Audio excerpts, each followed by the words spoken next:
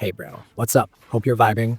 Got some juicy stuff to run through about the big free update rolling into Ghost of Yōtei on November 24th. And I'm gonna lay it out like I'm telling a friend what to hype for and what actually matters. First off, this is a proper New Game Plus edition that unlocks once you finish the main story.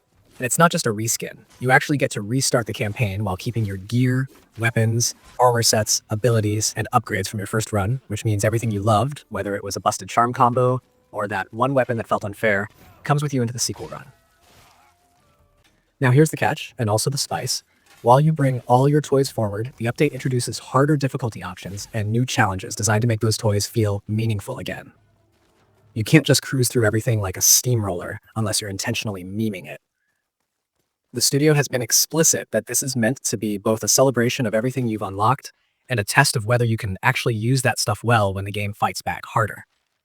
There's also a new in-game economy element, a currency called Ghost Flowers, and a fresh vendor who will trade those flowers for over 30 new cosmetic items, including armor sets and weapon dyes.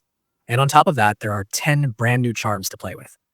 That vendor loop gives you a legit reason to replay missions and chase specific drops rather than just zipping through the story for completionist points. The addition of more cosmetic sinks and charms is a classic way to extend the game's tail. But because you keep your progression, it also opens the door to building out alternate loadouts that you didn't have room for during your first pass.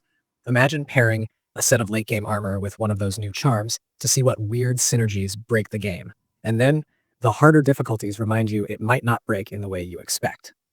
On the systems side, they're giving weapons and armor an extra tier of upgrades, so some gear you thought was capped might get more teeth.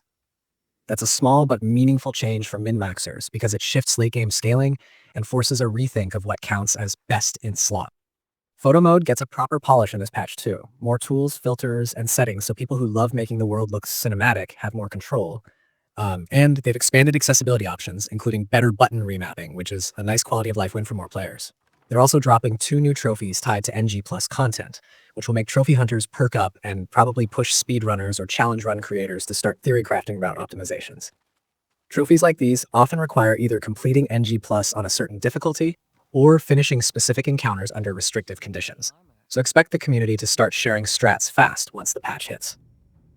One more detail on the technical front. This update is being distributed as patch 1.100.1000, bringing the usual assortment of fixes and tweaks along with the big features. That single version mention is the only time I'll say the number, but it's useful when you want to check whether your console has the right build before jumping in. So what does that feel like practically when you boot into NG+? You'll probably experience moments where fights that were trivial before snap back to being engaging because enemy health, damage, or behavior has been tuned upwards for the new difficulties. And there's this different, at the same time, carrying powerful gear forward means experimentation will be king. If something felt boring the first time because you were underpowered or missing an ability, now you can try the reverse. Take an over-leveled weapon and use restrictions or alternate charms to find a fresh, satisfying way through the encounters. Very nice. For streamers or creators, that's perfect material. You get to showcase builds that would have been late-game inaccessible and show how they perform against retooled threats. I'd also point out the design philosophy here. Retaining player progress while increasing challenge is a deliberate play to both reward investment and preserve tension. The Ghost Flowers system subtly nudges players into side objectives and repeat play without gating everything behind grind walls, while extra upgrade tiers and harder modes keep the power curve interesting. It's the kind of update that can extend the life of an open-world title in a way that feels organic rather than artificially prolonged. Expect the community reaction to split into predictable camps. Completionists and aesthetic collectors will love the vendor and cosmetics, competitive players and challenge seekers will obsess over the new difficulties and trophies, and the experimental crowd will nerd out over new charms and upgrade tiers. Between the quality of life improvements in photo mode and accessibility tweaks, the update isn't just for the hardcore, it's reaching outward to make a better second run experience for almost everyone.